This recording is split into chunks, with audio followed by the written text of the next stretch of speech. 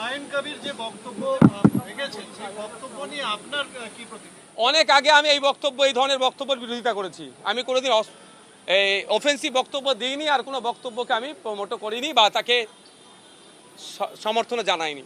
হুমায়ুন কবির বলছেন যে সংখ্যালঘুদের মানে অধিকার খর্ব করা হচ্ছে, এই ব্যাপারে কি বলবেন? এটা দ্বিমত হওয়ার কোনো জায়গাই নাই। কিন্তু সংখ্যালঘুদের অধিকার খর্ব করা হচ্ছে মানে রাগ হচ্ছে, রাগের জ্বালা মিটাবার জন্য চারটে গরম গরম কথা বললে অধিকার ফিরে আসবে না। সায়েন্টিফিক ওয়েতে যেতে হবে, নির্দিষ্ট পরিকল্পনা করে এগোতে হবে। কোন জায়গা থেকে অধিকার কাটছে সেই অধিকারটা না কাটতে পারে, তার জন্য অ্যান্টিডট কি আছে। চারটে গরম কথা বললে অধিকার ফিরে চলে আসবে না।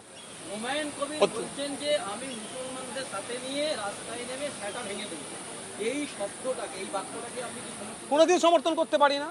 এক নম্বর কথা। দ্বিতীয় নম্বর কথা, মুসলমানদের কেন ঢুকাচ্ছেন? ওনার দলটা কি শুধু মুসলমানদের জন্য তৈরি হয়েছে?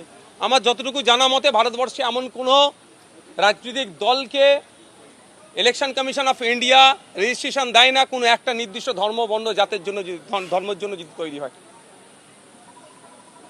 একটা সম্প্রদায়কে উনি অন্যায় কাজের দিকে উদ্বুদ্ধ করছেন। সেই মমতা ব্যানার্জির দলে তো মানে মমতা ব্যানার্জির কথা মনে পড়ে যাচ্ছে।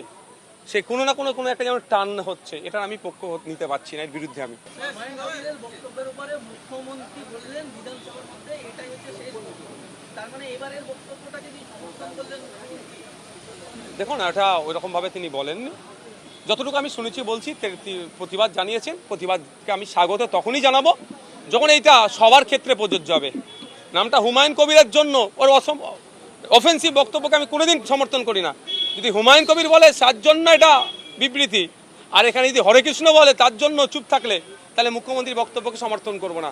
হরে কৃষ্ণর জন্য যেমন তিনি কঠোর ব্যবস্থা নেবেন, হুমায়ুনের জন্য যদি কঠোর ব্যবস্থা নেই, তাহলে আমি বক্তব্যকে সমর্থন জানাবো।